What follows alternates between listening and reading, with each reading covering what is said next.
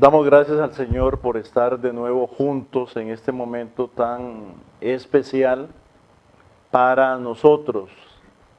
Como Iglesia Evangélica Metodista de Costa Rica, estamos presentando el saludo en nombre de nuestro Señor Jesucristo. Queremos también saludar a todas aquellas personas que nos están sintonizando a lo interno del país y fuera de las fronteras. Gracias a Dios por la sintonía y por la oportunidad que nos da para hacer de este momento algo especial, sobre todo en estos tiempos cuando hemos querido hacer mayor énfasis en la unidad de la iglesia mediante el señorío de Cristo y con un énfasis muy especial, entendiendo que Dios nos ama con todo su corazón y cómo Dios nos está llamando a que le amemos a Él también con todo nuestro corazón, con nuestra mente, con nuestras fuerzas, de manera que podamos sentir ese gozo, ese regocijo especial. Queremos compartir con ustedes una celebración que por años se ha dado en el seno de lo que es la Iglesia Metodista a nivel mundial. Uno podría hablar del metodismo, wesleyanismo. Es una dinámica para entender sobre todo una dinámica en cuanto a la teología que nos pone en juego en relación a la misión que hay que cumplir. El movimiento metodista wesleyano, con toda su profundidad en el campo de la santidad, cumple ahora el 24 de mayo de este año 280, más o menos hay un promedio, más de 75 millones de metodistas wesleyanos de la santidad. Participamos todos de este gran avivamiento metodista alrededor del mundo. Vuelvo a repetir la fecha, mayo 24 de 1738, siglo XVIII. Fue todo un evento que el Espíritu Santo levanta para desarrollar no solo la iglesia metodista, sino toda una influencia en el mundo entero, tanto a través de las raíces bíblico-teológicas como la realidad contextual en medio de muchas naciones. Hemos titulado la temática de hoy, la experiencia wesleyana. Vamos a hablar un poquito de esas raíces para saber de dónde viene este movimiento, cómo surge, etcétera. El objetivo central ya no es solamente que mencionemos el movimiento como tal, sino ver cómo Dios opera en momentos decisivos en medio de una nación o en medio del mundo. No se nos olvide, el poder de Dios se mueve hacia una nación, hacia un pueblo determinado y, ¿por qué no? Hoy a través de la pandemia entendemos, Dios puede trabajar a través del mundo entero. No lo entendemos.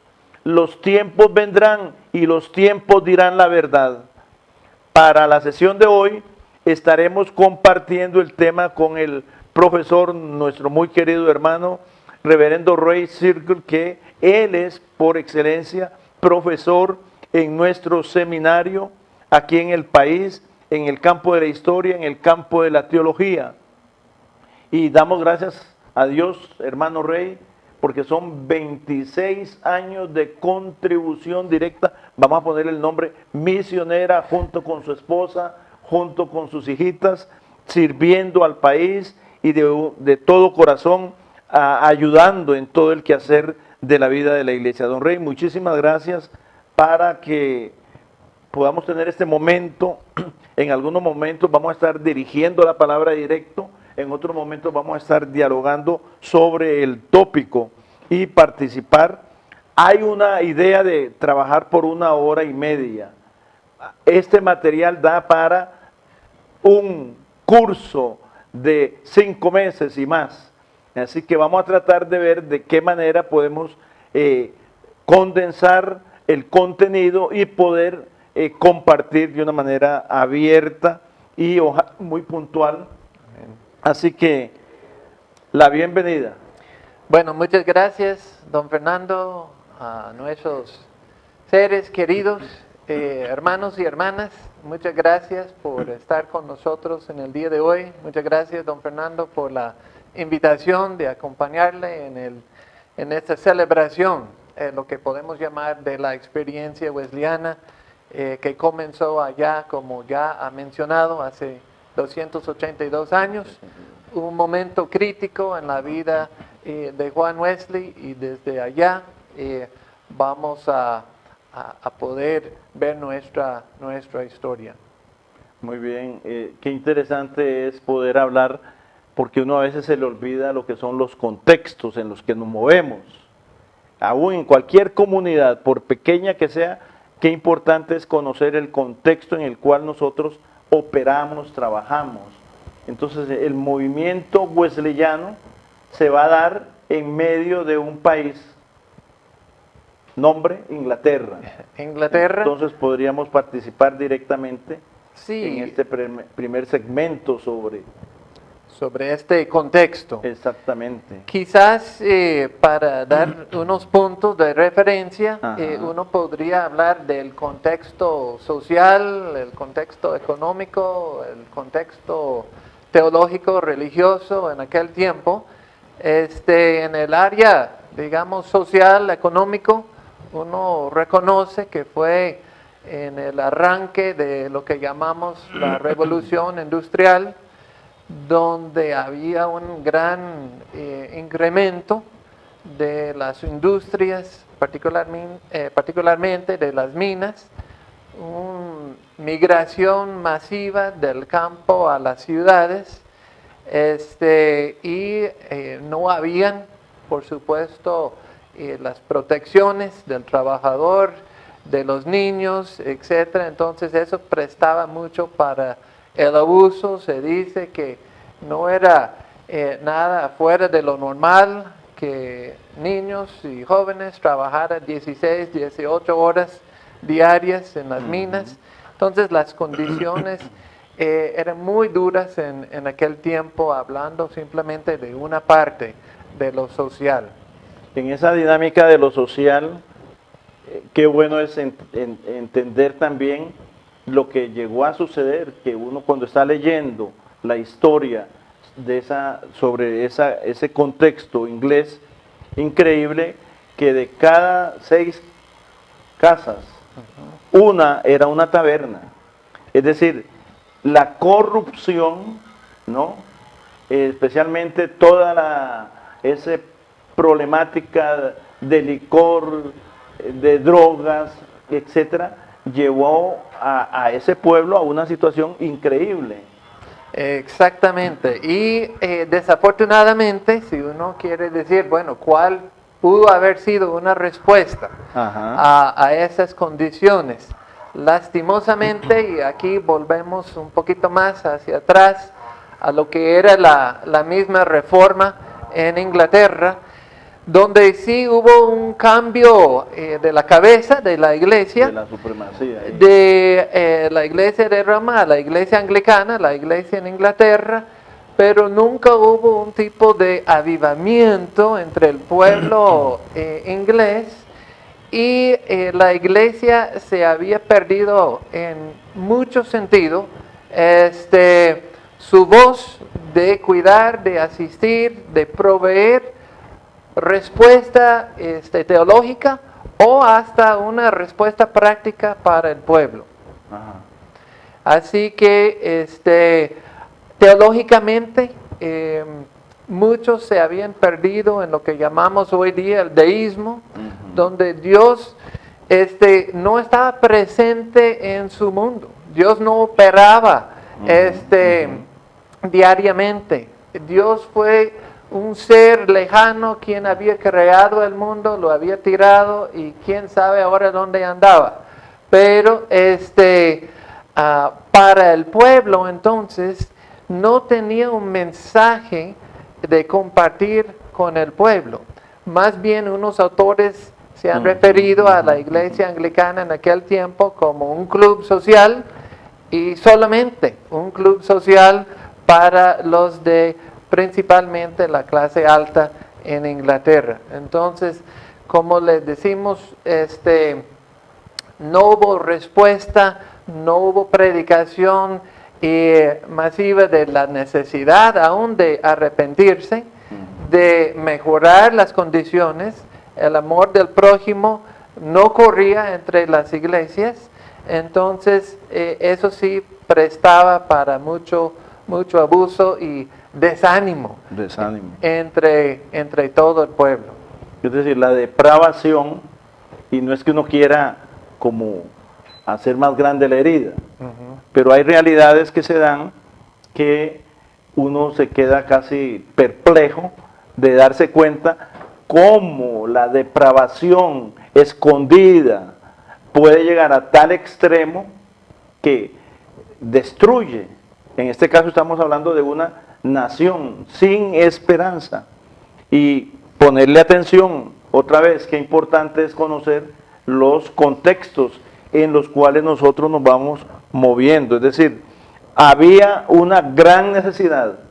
Hubo un filósofo, ¿no?, que llegó a decir: aquí no hay movimiento religioso que pueda levantar este estado inmoral en el cual había caído Inglaterra en aquel entonces. Sí, exactamente. Recuerdo otro que decía algo como, Inglaterra en aquel tiempo fue como un esqueleto sin alma. O sea, correcto. Puros huesos y nada más. ¿Qué iba a ofrecer al pueblo ese esqueleto sin alma? Sí. Ahí entra en parte directamente la importancia de el movimiento que se va a ir levantando en función de lo que es el metodismo. Ya Dios va a proveer. Yo quisiera decir así a nivel de un paréntesis: no nos desesperemos, aun cuando vengan cosas que no compartimos, no nos desesperemos. Dios va a hacer el trabajo que a Él sí le toca. Y aquí en este caso que estamos hablando de Inglaterra, es interesante, algo especial va a proveer Dios. En este caso fue ese avivamiento, ¿no?, que nosotros estamos conociendo, y la historia lo tiene en sus anales, en función de el movimiento evangélico de avivamiento wesleyano, ¿no? Va a ser una respuesta tremenda. Podemos pasar aquí a un punto muy importante para nosotros, y es conocer también a nivel contextual esa vida de Juan Wesley, ¿no?, que se levanta ahí en su hogar. Uno puede hablar de la niñez. Bueno, queríamos saludar a un hermano muy querido desde Cuba que nos está sintonizando, al hermano Guillermo León. Un abrazo y el saludo directo para tu persona. Muchas gracias. Y volvemos entonces a entrarle aquí directamente al asunto de esa parte interesantísima de la familia de Wesley, ¿no? Yo le decía hace un ratito a mi hermano Ray, a mí me gustaría hablar de la mamá de Juan Wesley, de Susana Wesley, pero porque fue una mujer que guió el hogar, discipuló a 19 hijos. ¿Se imaginan? Era una iglesia. Ahí él lo que tenía era una iglesia, no hay duda. ¿No? 19 hijos. Ella había recibido nota de parte de Dios de que este Juan, para algo especial, Dios lo estaba preparando, ¿no? Pero interesante esa actitud, esa acción de Susana Wesley en el hogar, e inclusive, luego Wesley lo va a decir en uno de los sermones, hablando de la niñez, cuán importante es que en la casa, en el hogar, se desarrolle un discipulado ordenado. Y agregó en ese sermón: es necesario doblegar la voluntad de los hijos. Hoy no, hoy andan muy sueltitos, ¿verdad? No nos vamos a meter ahí. pero dice, doblegar la voluntad de ellos para que se encuentren con Cristo. Que se encuentren con Cristo. No hay otra respuesta. Podemos hacer lo que nos dé la gana, pero el llamado es ir al encuentro con Cristo. Y a mí me parece que ese trabajo de Susana fue súper especial. Súper, súper especial. Uno hasta podría ir a los Ajá. papás de ella o a los papás de Samuel, su papá, ver cómo Dios había operado en sus vidas. Solo agrego a lo de Susana uno de los quizás puntos más prácticos Ajá. de ese discipulado de los hijos. Y uno podría imaginar con una casa tan llena, tan activa, de niños, de niñas corriendo por todo lado, si hoy por hoy nos cuesta como papás con 2 o 3 niños en la casa, imagínense esa cantidad. Y ni hablar de las necesidades propias, uno diría de ella. Pero, ¿qué es lo que ella hacía? Cada semana, a cumplir los 5 añitos, cogió al niño, comenzó a enseñarles a leer, usando la misma palabra de Dios como libro de referencia. Pero mientras crecían los hijos, por lo menos una vez por semana, 1 hora dedicada a solas con el niño, la niña, con cada uno de ellos. Orando, haciendo preguntas, ella decía de la profundidad de sus corazones, cómo iban con su alma. Entonces, ellos sí tenían esa práctica, ese hábito de rendir cuentas a su mamá, pero en un contexto no de castigo, no de temor, pero de amor. Un contexto completamente de confianza. Podría compartir desde lo más profundo de su corazón. La fe. Exactamente. El desarrollo de la fe. Así fue. La confianza, muy importante. Creciendo. Y me gusta mucho ahí poder entender la responsabilidad directa que está en el hogar. A veces queremos que la iglesia vea a ver qué hace. No, es el hogar, son los padres. Nosotros estábamos en un programa sobre generacional y qué interesante es entender, los padres juegan un papel determinante, la familia. Y hemos dicho así muy abiertamente, de todo corazón, ni haga campañas especiales, simplemente convoque a los padres, invítelos a que se entreguen a Jesucristo como el Señor de la vida. Queremos cambios, amén. Dios nos va a ayudar, amén. Pero tiene que estar esa responsabilidad en nuestras manos. Y la iglesia, pienso en la iglesia local, no puede hacer lo que el hogar sí puede realizar. Por eso la importancia de unificar el ministerio, vamos a ponerlo de esa manera, del hogar con la iglesia local. Amén. Entonces sí nos podemos ayudar y sí podemos sacar adelante a la niñez y a nuestra juventud antes de que sea atrapada por otras corrientes que andan como lobos detrás para ver cómo los arrebatan. Entonces es una lucha. Aquí no es simplemente un discipulado de conocimiento, sino una lucha.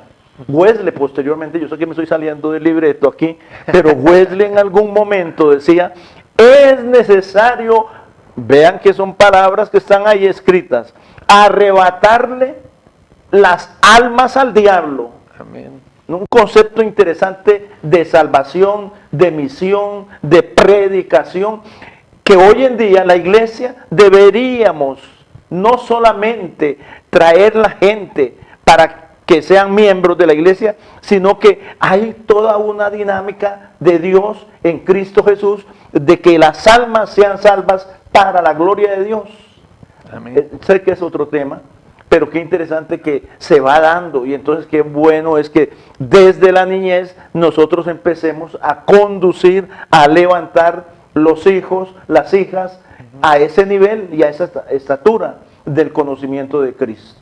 Si uno podría hablar del lado de la mamá como el lado más relacional o afectivo, sí, en el desarrollo de Juan, también no debemos pasar por alto de la influencia de su papá, particularmente en el lado de los estudios. Estudio. Del amor Muy bien. de los idiomas sagrados, por ejemplo, de la poesía, de una disciplina y de un estudio meticuloso, uno diría, escudriñando las escrituras, Muy bien. uno podría decir que su papá Samuel también tuvo mucha Contribuyó. influencia, Muy bien. mucho en su vida.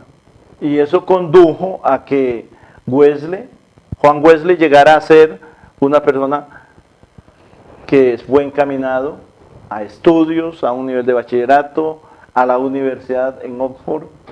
Esa parte me parece muy buena y es algo interesante, porque en Oxford, ya estando él a un nivel universitario, se va a levantar el Club de los Santos, ¿no? Pero ya empezó a entender desde aquel entonces, cuando uno está leyendo toda esta dinámica histórica, de la importancia de lo que es consagrarse a Dios. Es decir, no era estudiar por estudiar, sino que algo especial venía a su corazón que le invitaba a consagrarse, de que él pertenecía a Dios. Esto es muy bueno, muy determinante, aún para nosotros hoy en día. Amén. ¿No? Entender que somos llamados, más tarde vamos a hablar un poquito sobre ese llamado, que somos llamados a consagrarnos a Dios con todo nuestro corazón, que nos podamos nosotros meter de manera que recibamos esa influencia directa del Espíritu Santo, porque está presente, de que le pertenecemos, somos de Él. No es que vamos a leer la Biblia para ver qué dice ahí el Salmo tal.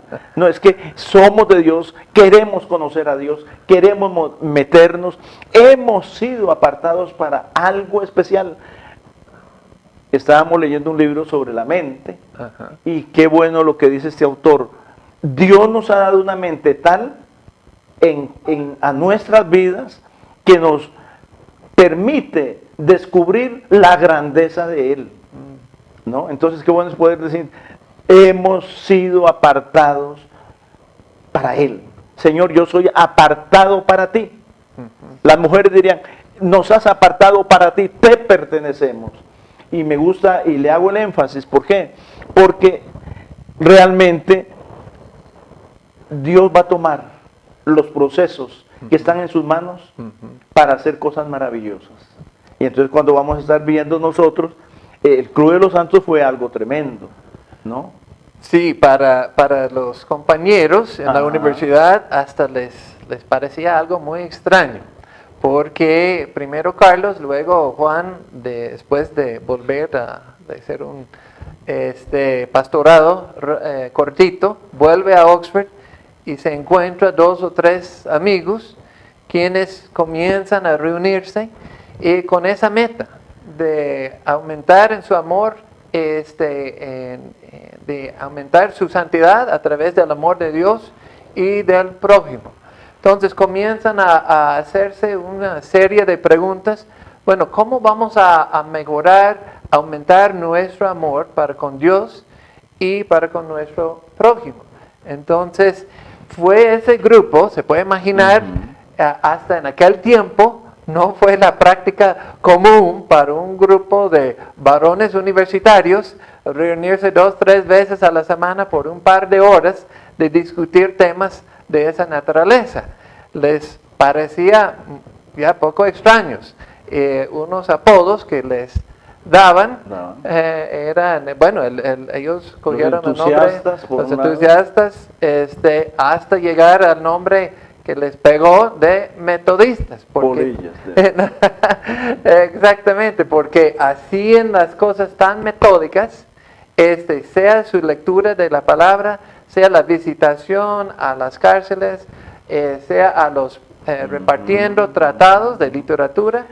Ese punto ahí es muy importante porque ya había una conciencia, lo podemos ver posteriormente, como ya deseaban inclusive una dinámica de santidad en su vida, que uno va a decir, bueno, se adelantaron, lo vamos a ver más tardito, ¿no? Se adelantaron, ¿no? Hay un orden que vamos a estar entendiendo, en esa dinámica teológica, pero lo muy bueno era la disponibilidad que ya tenían, inclusive ese trabajo social de ir a las cárceles, visitar los enfermos, compartir. No hay necesidad de pandemias para ayudar y para servir, ¿no? Algunos hacen ciertos cuadros, pero no es así, es todo el tiempo y con sinceridad y de corazón y para la gloria de Dios cambian las cosas. Y entonces qué interesante fue que ya había ese sentir de servir, ¿no? Y que Dios los enviaba a eso, es otra parte. Exacto. Ahí va a surgir un anhelo misionero primario, digámoslo de esa manera, y entonces es invitado para venir a los Estados Unidos, a Georgia, concretamente en ese viaje misionero, el cual realizó. Exactamente, sí. Inglaterra recién había abierto esa colonia llamada Georgia, entonces habían unos ingleses viviendo allá, y surge la oportunidad de ir y ser más o menos tipo capellán para ese pueblo. Juan también dice, bueno, aunque puedo ser pastor a ese pueblo, a la vez tengo ganas de compartir el evangelio con los nativos allá en la misma colonia, se prende ese viaje. Bueno, ese viaje tiene mucho significado Amén. para el movimiento wesleyano metodista, el avivamiento, porque en ese trayecto, en ese viaje, Wesley va a tener un encuentro interesante con un grupo denominacional llamado los moravos. No vamos a desarrollar aquí, que hay suficiente para desarrollar qué es exactamente toda esa teología evangélica que manejaban los moravos.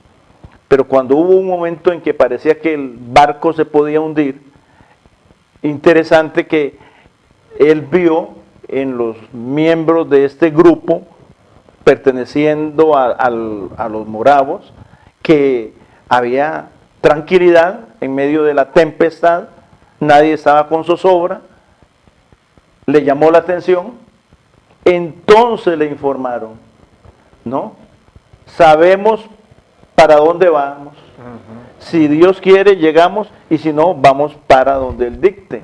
Es decir, es un asunto de sometimiento a la voluntad de Dios de una manera especial.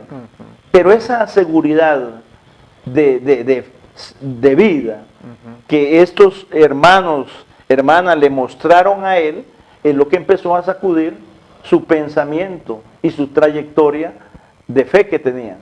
Exactamente. O sea, es interesante cómo a veces Dios utiliza momentos de crisis para comenzar a cuestionar o a usar esos momentos de crisis para que nosotros reflejamos un poquito más, reflexionemos sobre las bases sobre las cuales está edificada nuestra fe. Y eso es lo que sucedió con él en ese viaje, cuando ve que están alabando a Dios, cantando himnos, y él con mucho temor y temblor de que en cualquier momento iba a morir. Llega a Georgia y busca el líder de ese grupo y tiene mucho interés de conocer más del grupo, y este señor le hace la pregunta, querido Juan, ¿usted conoce a Jesucristo? ¿Y cómo es que él responde? Yo sé que es el Salvador del mundo. Y luego repite, pero ¿lo conoce tú, como tú, Salvador? Y él hace una pausa y dice, sí, pero posteriormente dice que no confiaba tanto en sus propias palabras. Este punto, un saludo especial para el pastor don Carlos Vélez, allá de North Carolina, en los Estados Unidos también, y el saludo para Katy Palomo, allá en Kentucky. Dios te bendiga también, y al hermano Rafael Salas, en Chile también, estamos enviando el saludo especial. Qué bien. Y gracias a Dios, y don Mario Vargas, de la iglesia Nazarena, bendiciones hermano también Mario, Dios les bendiga. retomamos el asunto, porque ahí nos vamos a dar cuenta nosotros de la importancia de lo que es, cuál es el centro. Hacíamos una pregunta un día de estos en un grupo pastoral, ¿cuál es el centro del discipulado? Y uno escucha muchos pensamientos un tanto eficaces. Queremos edificar la iglesia, queremos ayudar, queremos que se comparta, queremos que algunos hermanos y hermanas se capaciten para que hagan un mejor servicio dentro de la misma vida de la iglesia, que pongan sus dones en acción, pero falta algo. Y yo creo que esta experiencia de Juan Wesley con los moravos nos la evidencia. ¿Cuál es? ¿Realmente es Jesucristo el Señor de tu vida? ¿O simplemente usted va de oídas y participa en un grupo o en un comité, etcétera? ¿No? Pero la pregunta de fondo es, ¿Cristo es el Señor de tu vida? ¿Le has entregado tu vida a Jesucristo? Es esa confrontación directa que nos la da la palabra, la Biblia. Es muy importante que yo pueda entender que yo me he entregado a Jesucristo con todo mi corazón. Más tardito, en un ratito vamos a ver ahí la importancia de esa seguridad de la salvación. Pero él empieza a ser confrontado, ahí directamente confrontado, ¿no? Y también dijo Wesley, bueno, yo soy predicador y hablo de la fe. Y este caballero moravo le dice, pues siga predicando, aunque no la sienta, predique, ¿no? Eso le trajo problemillas, pero más sin embargo, predicaba la fe, ¿no? Hasta que viniese algo especial, ¿no? Que ese es el punto central en el fondo de esta mañana, sobre lo que es la experiencia wesleyana del 24 de mayo de 1738. Tiene la palabra. Bueno, muchísimas gracias, don Fernando. Sí, el punto que estamos aquí celebrando en el día de hoy, resulta que después de los 2 años allá en Georgia, él vuelve a Inglaterra, uno diría desanimado, pero en gran manera, porque no tenía pasó 2 años ya tratando de encontrar la respuesta. Vuelve a Inglaterra, sigue lo mismo, no sabe exactamente dónde incorporarse. Sí, quería aprovechar de esa relación con los moravos, entonces ellos sí tenían allá un, ¿qué diríamos nosotros? Tipo culto, tipo estudio bíblico. Entonces les invita a Juan alguna noche, precisamente un 24 de mayo de 1738, a esa reunión. Y quién sabe qué habría hecho si no habría ido, pero gloria a Dios, aceptó la invitación y asistió a esa reunión. Allá las palabras muy conocidas entre muchos de la familia metodista, cuando él posteriormente en su diario redacta las siguientes palabras: que por la noche fui casi a pesar mío, casi no iba a ir a una pequeña, no fue una gran campaña. Yo conocí esa. Sí, culto. No, la capilla. Sí, allá en la calle de Aldersgate. Sí. Una pequeña reunión donde dice él, yo oí la lectura del prólogo de Lutero a la epístola de San Pablo a los romanos. O sea, una introducción de Lutero sobre el libro de los romanos. Y como a las 9 menos cuarto, mientras escuchaba la descripción, o sea, Lutero está describiendo el cambio que Dios hace en el corazón. ¿Cómo? Cuando uno tiene fe en Cristo. Dice Wesley, yo sentí arder en mi corazón de una manera extraña. y sentí que yo confiaba en Cristo. Y en Cristo solamente, quizás eso es una palabra fuerte allá, ahora la clave, no para la salvación de todo el mundo, aunque sí estaba incluido, para mi salvación. Recibí la seguridad de que Dios había borrado mis pecados y que me salvaba a mí de la ley del pecado y de la muerte. Si estuviéramos en el templo, diríamos que se lea otra vez, ¿verdad? El contenido, porque tiene mucho de contenido ese proceso de experiencia, de la experiencia, esa experiencia que el Espíritu Santo va a dar. Nosotros la sabemos y entendemos muy bien, esa gracia preveniente de encuentro. Hoy en día algunos andan predicando un universalismo que es antibíblico. No está en la Biblia, de que todos ya son salvos y punto. No es así y no es cierto. Y lo vuelvo a repetir, es pecado engañar a la gente. No es de Dios engañar a la gente. Y mucho menos nosotros, pastores, cristianos, que estamos conociendo, tenemos que ser muy transparentes en el contenido bíblico teológico. Hay que venir al encuentro con Dios. Hay que venir al encuentro con Dios, hay que venir a esa experiencia donde se recibe realmente, ¿no? Esa convicción plena. La convicción plena, me gusta mucho cuando dice, mis pecados han sido perdonados. ¿Qué quiere decir esto? Reconocer que soy pecador, que he pecado contra Dios, que Dios ama al ser humano, pero no ama al pecado.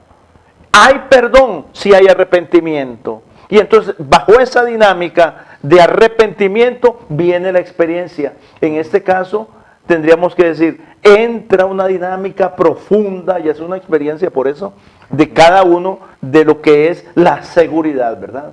La seguridad de la salvación. Antes era, y ajeno a Dios, ahora sé quién es Dios. Y empieza un proceso.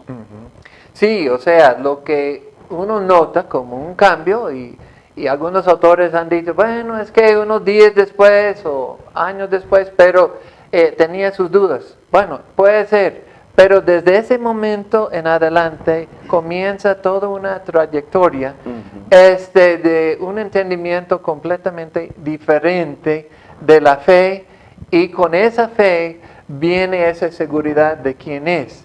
En uno de sus escritos, Wesley se refería a que antes tenía la fe de un siervo, que hacía las cosas por temor del castigo o simplemente por obligación, porque sentía que tenía un deber de cumplir.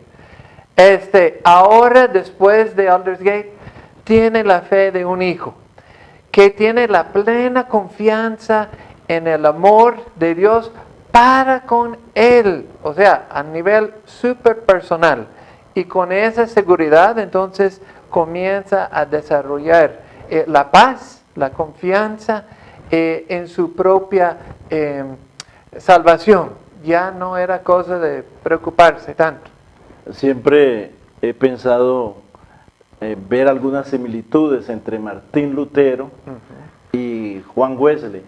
Y una de las similitudes muy especiales, aunque era siglo XVI, siglo XVIII, respectivamente, lo interesante es que en ambos había sed de salvación, ¿no? Y eso realmente está en nosotros, en el ser humano.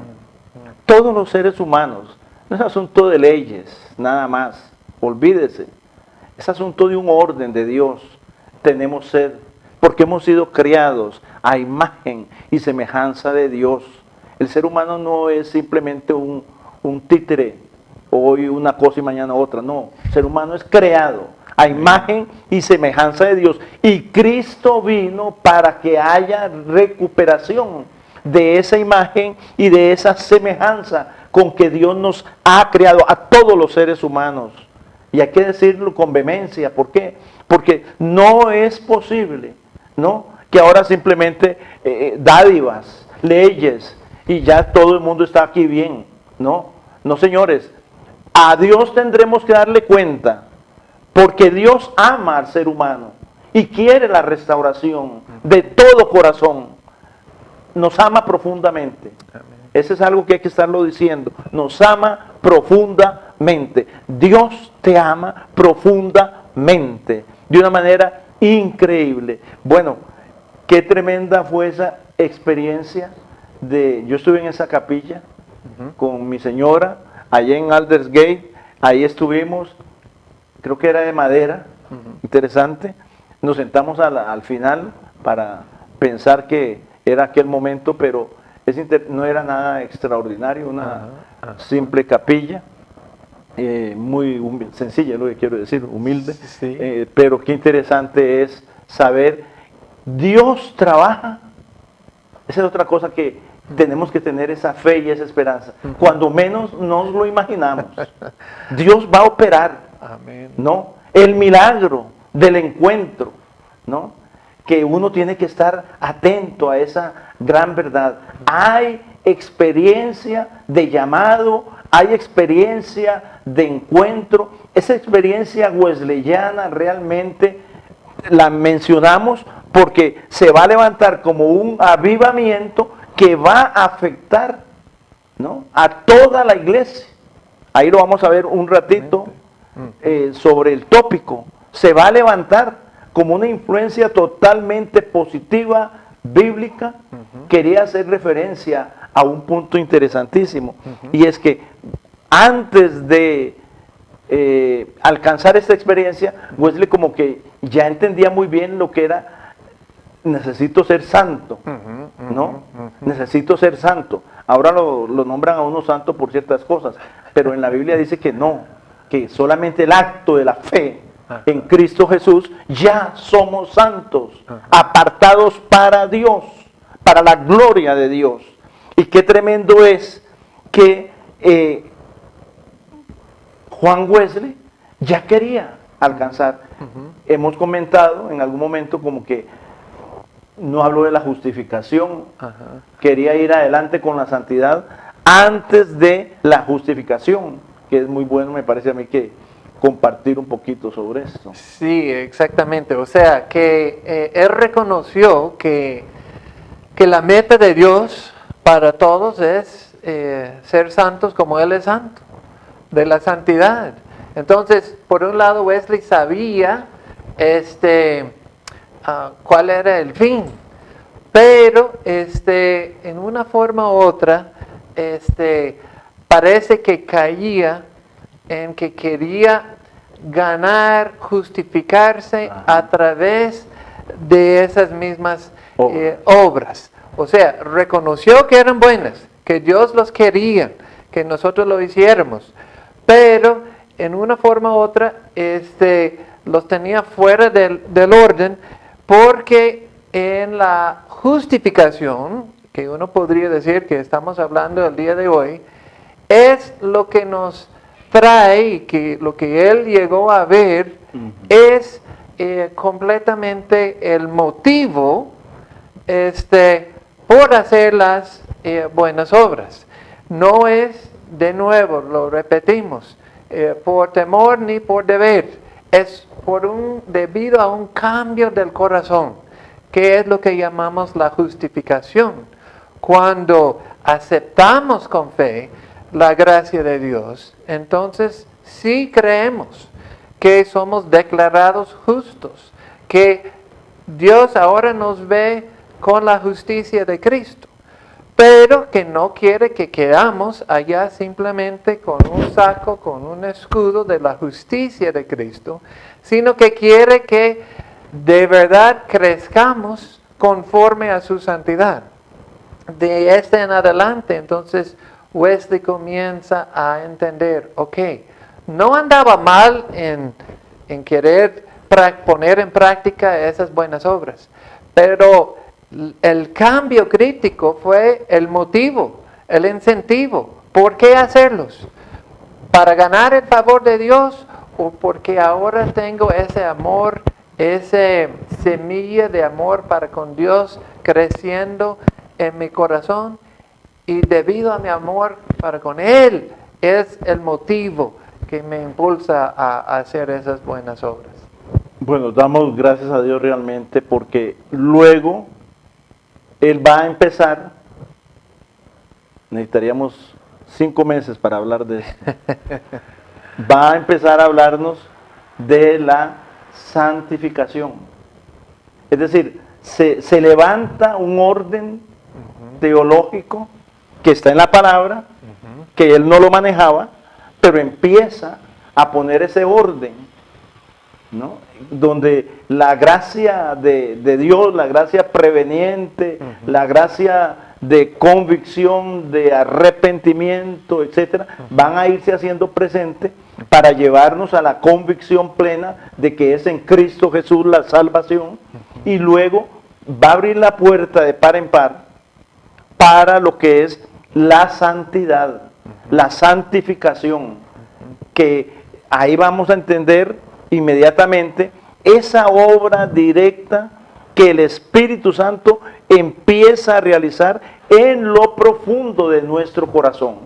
Nosotros no podemos, no estamos en capacidad de eliminar una serie de cosas que están allí en nuestra vida, pero el Espíritu de Dios, si le damos espacio, hace esa obra especial.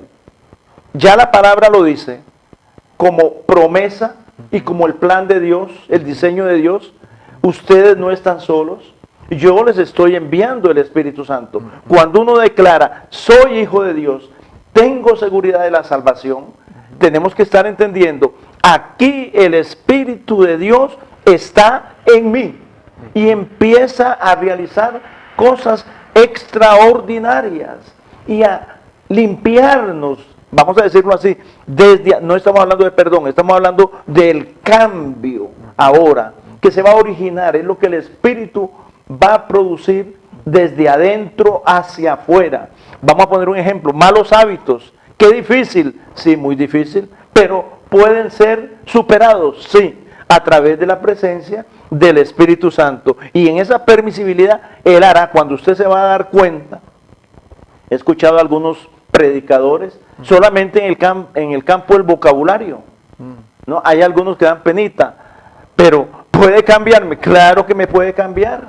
¿Puede ubicarme? Claro que le puede. De eso se trata, de transformación, de una vida santa, agradable a Dios, que implica transformación. No ser diferente por ser diferente, sino transformación porque yo necesito y anhelo agradarle a Dios. Y luego mi testimonio tiene que ser también íntegro, diáfano, delante de quienes están conviviendo conmigo. Exactamente, y yo creo que aquí un punto que ya lo ha tocado don Fernando es disponibilidad de uno. Ajá. O sea, Dios pone, y Wesley bien lo entendía, ciertos ideales, pasos a seguir, que depende, no es que uno lo hace simplemente por esfuerzo de uno, pero sí uno tiene que estar disponible, dispuesto a que el Espíritu Santo trabaje en la vida de uno. Entonces, eso es lo que uno ve que Él permite en su propia vida, en el crecimiento de santidad, pero en lo que llegó a ser todo el movimiento, la necesidad no solamente de que la gente llega al punto de conversión. Yo a veces, ya dado que el fútbol volvió a Costa Rica anoche, a veces confundimos el pito final como con la conversión. Pero para el hermano Wesley, la conversión es el pito que arranca el partido. Es cuando uno comienza a vivir. Punto de partida. Exactamente, cuando uno comienza la vida cristiana. Y hay toda una vida entera para ir desarrollando, creciendo en santidad. Por eso el movimiento evangélico sobre el énfasis en la santidad es grande, en función de que hay un redescubrimiento de que hay que ir más allá. Me acuerdo cuando hablábamos en algunas clínicas sobre santidad, empuje la puerta y pase adelante, empuje la puerta y pase adelante, que falta mucho, ¿no? Para vivir, para conocer, para experimentar. Y la santidad es una de estas, esa puerta que hay que empujar la justificación, esa puerta, y pasar para poder empezar a entender todo lo que el Señor quiere darnos, para experimentarlo a Él, para que desde ahora, ¿por qué no decirlo?, experimentar la misma vida eterna, ¿no? Esto es grande y largo. Amén. Ya llevamos casi una hora. Vamos a ver si en unos 10 minutitos terminamos hoy.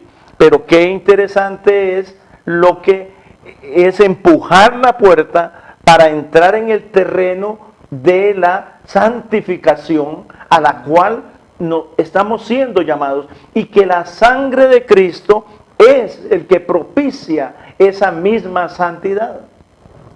Exactamente, o sea, es donde uno ve la fuente de donde va a producir.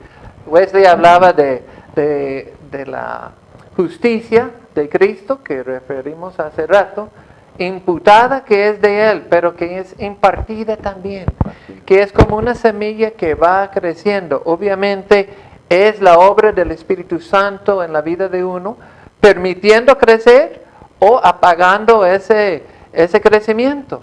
Uno puede restringirlo, pero Dios obstacularlo, pero la idea no es eso, es dejar crecer y seguir los pasos que el Espíritu Santo nos da. Bueno, esa es una de las grandes contribuciones del movimiento wesleyano metodista alrededor del mundo, al cumplir 282 años Amén. de presencia. Yo quiero leer aquí un texto que se escribe sobre cómo nos dice lo siguiente sobre el papel de Juan Wesley, ¿no? Ahora en este movimiento en quien convergen tantas corrientes protestantes y aún algunos movimientos católicos también, se volvió Juan Wesley en ese gran líder del gran avivamiento wesleyano del siglo XVIII. Los efectos de este avivamiento se han sentido a través del mundo occidental cristiano y con especialidad en los países de habla inglesa. No solamente la iglesia de Inglaterra y los metodistas sintieron el impacto de este gran movimiento, sino que dice aquí que también lo sintieron la mayoría de aquellas iglesias separatistas, etcétera, ¿no? Y ya sea que su doctrina de la perfección fuera aceptada o no, la oferta de Dios hace de la salvación gratuita. Ese punto es fuerte. La salvación de Dios es gratuita. Dice, ¿cómo? ¿Sí? ¿Y qué voy a hacer yo? Acéptela. ¿Qué hago? Acéptela en Cristo Jesús. Las obras vendrán, pero lo que Dios te ofrece es el puro amor de Él, ¿no? Por eso y yo me siento en el fondo del alma feliz, saber que Dios me está entregando. No merecemos, pero nos entrega. Y qué bueno llevar esto por todo el mundo. Yo creo que la iglesia de hoy tiene que abrir nosotros la mente, el corazón abiertamente para decir, sí es posible en el amor de Dios que nos ha dado en Cristo Jesús la gran oportunidad de ir y llevar ese mensaje. Interesantemente, volviendo un poquito a la misma historia, uno se da cuenta que pocos meses después de ese evento, de esa experiencia en Aldersgate, el amigo de Juan, el mismo George Whitefield, que también había pasado por una experiencia de fe muy parecida a lo de Wesley. Había comenzado a predicar al aire libre en las calles y le envié un mensaje a Juan diciéndole, por favor, tengo un viaje pendiente a América, ayúdame a predicar a ese pueblo. Dado la cultura trasfondo anglicano de Wesley, tuvo que tomar un ratito para considerarlo, pero luego lo vio que Dios sí estaba dirigiéndolo a tomar este paso. Entonces se junta con Whitefield a predicar al aire libre. Y a la sorpresa, llegan 2,000, 4,000, 5,000 personas. Algunos se convierten allá, pero muchos más le llegaron y querían más información, diríamos nosotros. Quería seguimiento. Entonces, posteriormente, él les cita a una pequeña reunión y allá comienza lo que llamamos el desarrollo de las sociedades, las clases y las bandas allá en Inglaterra.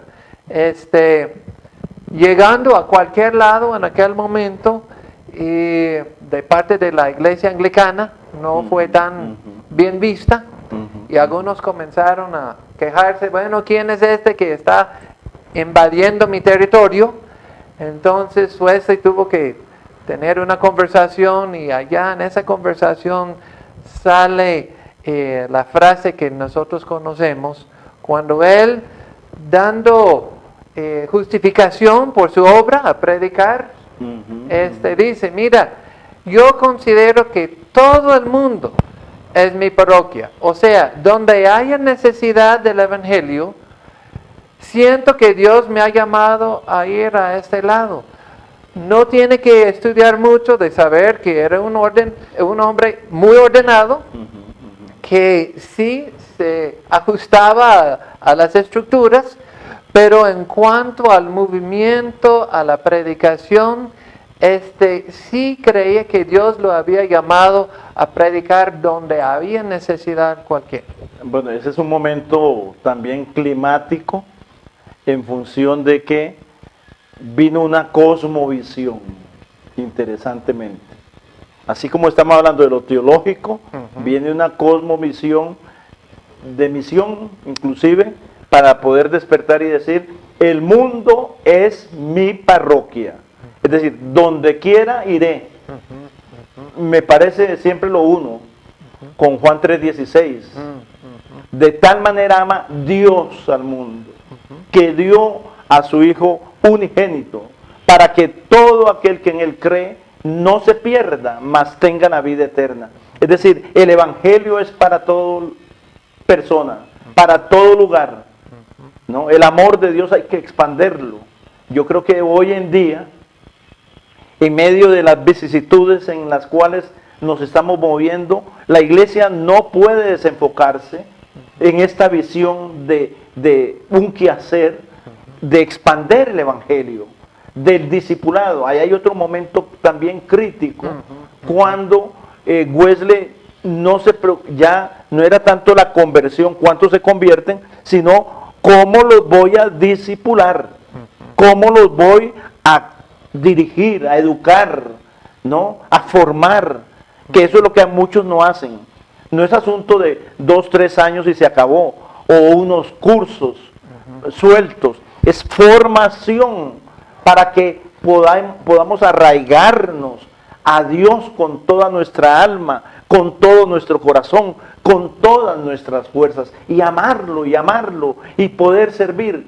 Tiene que desarrollarse. Estamos creyendo, aquí hay un buen grupo al frente, diciendo, tenemos que realmente desarrollar, y le pedimos al Espíritu Santo pasión por la obra que Dios está haciendo a favor del ser humano. Hay muchas cosas que ya han pasado.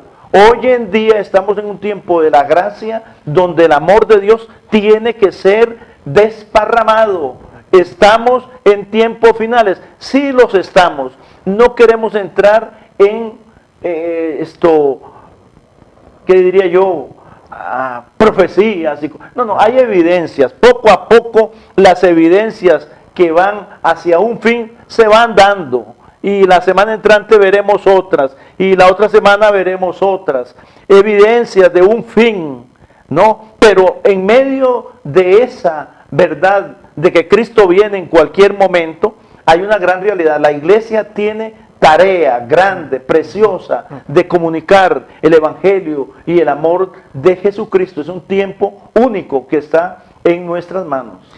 En este sentido, uno ve cómo Wesley dirigía el movimiento y fue un cambio de paradigmas, de cosmovisión, a reconocer la necesidad. Hasta uno podría decir, bueno, fue un antropólogo quien entendía bien la naturaleza humana, de que a veces uno tiene que estar tan emocionado por un momento, una sola experiencia, pero sin seguimiento, sin discipulado, sin la comunidad de fe, animando los unos a los otros en el camino de la fe. Tarde o temprano muchos van a caer al lado de la calle. Entonces él sí entendió bien la necesidad. Entonces formó los grupos, diríamos nosotros, los grupos pequeños de las clases, de las bandas, para conservar, y no solamente conservar el momento de la conversión, era para crecer en la santidad. Y desarrollar una pastoral. Yo creo que cuando hablamos de grupos pequeños, la importancia, ya en el tiempo de Wesley, en ese tiempo, siglo XVIII, llegó a tener sobre 10.000 grupos, ¿no? La pastoral, cómo conducir, cómo ayudarnos unos a otros. Esos grupos pequeños de 4, 5, 6, algunos quieren ser herméticos y decir 4, pero digamos 6, ¿verdad? Pero lo cierto del caso es una pastoral que nos ayude y poder contribuirnos y aún poder ayudarnos el uno al otro. De eso se trata. Y qué bueno es entonces que uno puede, aquí estamos casi llegando al final, hablar de lo que es la contribución tan grande que el avivamiento, esa experiencia de avivamiento del metodismo wesleyano envió y sigue enviando al mundo entero. Hoy podemos hablar así, al mundo entero. Cuando uno ve las estadísticas, el metodismo está y todos los movimientos de santidad, estamos en el mundo entero, ¿verdad? Ni nos tomen en cuenta para ciertas cosas, no importa, estamos en el mundo entero, ¿no? De eso no se trata, sino entender que hemos sido llamados. Entonces, ¿cómo estamos nosotros a esta altura contribuyendo? Hay un elemento esencial y en esa dinámica teológica Wesley llegó a una convicción profunda, por eso les decían los polillas de la escritura, ¿no? La salvación por la fe y luego el poder de la autoridad de la Biblia.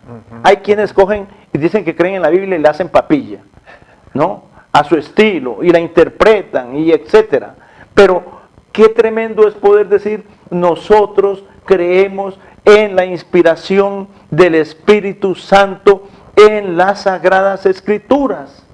No la vamos a interpretar diferentes. Lo que está escrito, escrito está, y que Dios tenga misericordia. Es lo que hay que decir. Y Dios tenga misericordia. Nosotros no somos jueces. Y Cristo no vino a condenar el mundo. Muy interesante. Juan 3:17, cuando dice, no vino a condenar, porque ya el mundo estaba condenado en función del pecado, ¿no? Todos destituidos de la gloria de Dios, así está escrito. Cristo vino para dar vida y vida abundante. Hoy la iglesia tenemos que seguir con esa dinámica, transmitir vida y vida abundante, de amor, de misericordia. Hay tiempo, sí, pero el tiempo será limitado. El tiempo va a ser limitado, pero tremendo fue entender en el movimiento metodista, wesleyano, la autoridad de la palabra de Dios. Nosotros estamos fundamentados en la palabra de Dios. Hay algunos que quieren venir y hacer preguntas, ¿no? Que no están adentro. Y si no creen en Dios, ¿y qué le voy a responder? Si no creen en la Biblia, ¿qué quiere que le responda? ¿no? El amor de Dios. Nosotros estamos ahí fundamentados en las Sagradas Escrituras. Y así seguiremos adelante para la gloria de Dios. Pero qué bueno fue ese pedestal directo de autoridad. Sí, recuerdo en 2 ocasiones cuando Wesley decía, hay una cosa que quiero saber y es el camino al cielo. Y Dios nos ha previsto el camino. ¿Y dónde se encuentra? En la palabra, o dame ese libro, él decía. Posteriormente decía, quiero ser un hombre de un solo libro.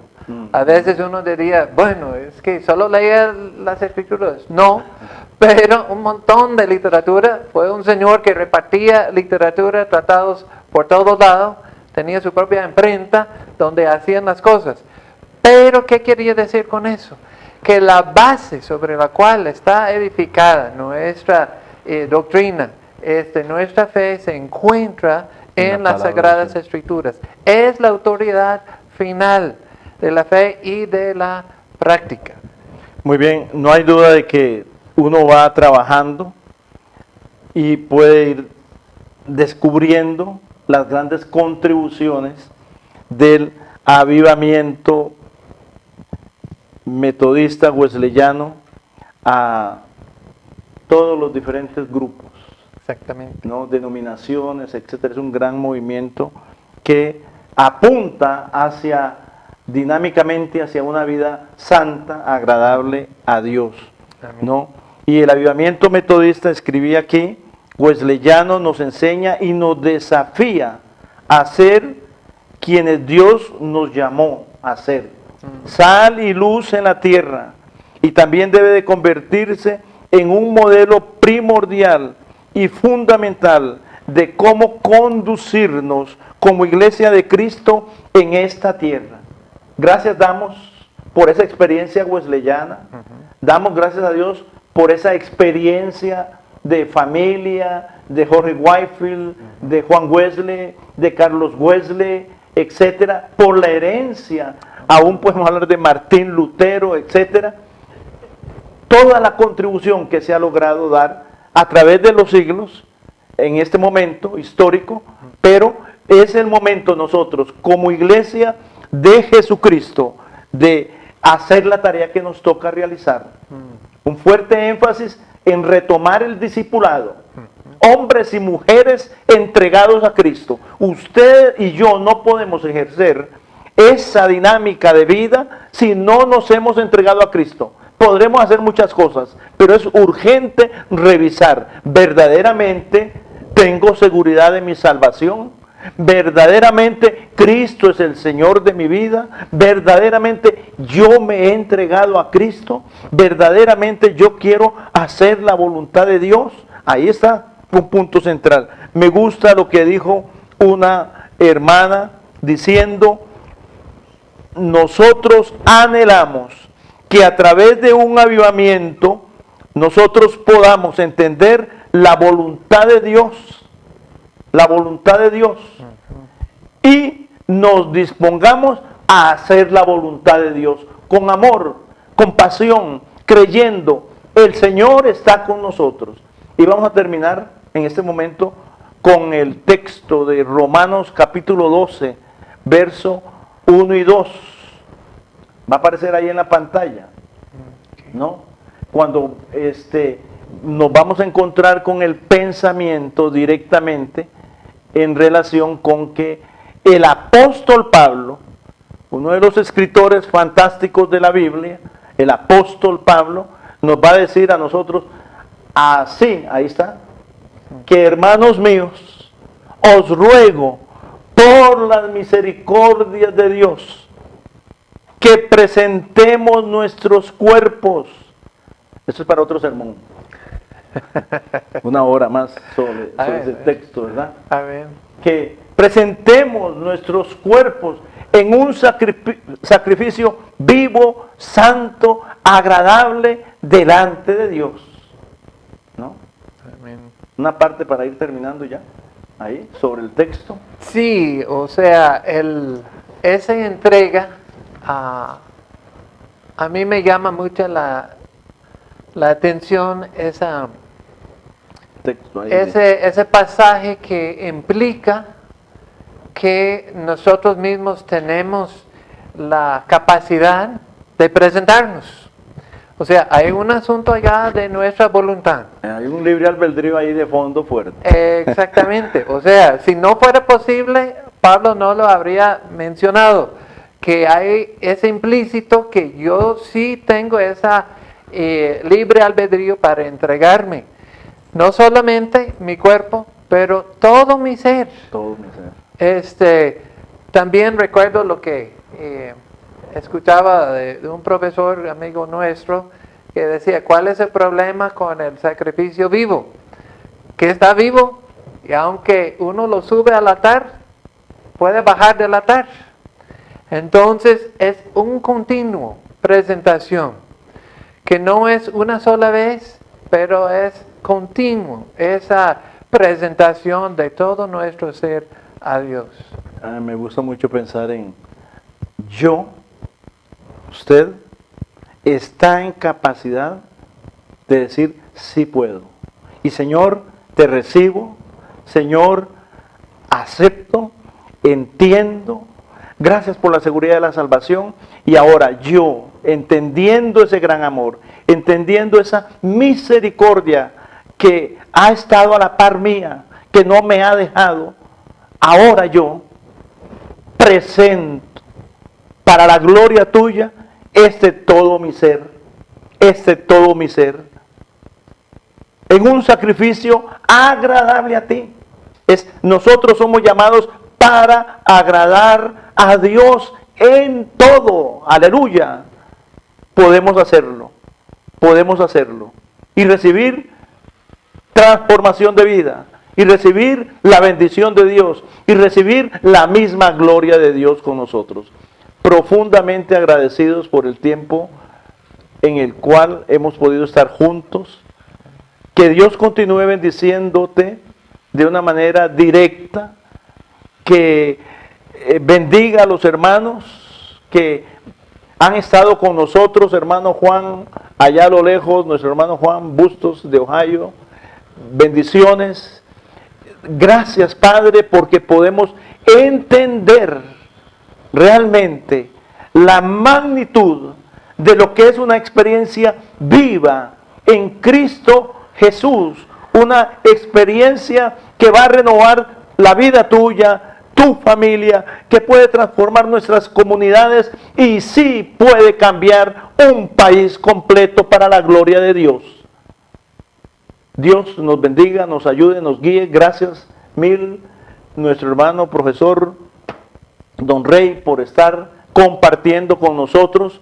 Vamos a continuar trabajando. La próxima sesión va a estar aquí trabajándose en función del día del Pentecostés, la obra magna del Espíritu Santo en medio de la vida de la iglesia y en medio del mundo de hoy.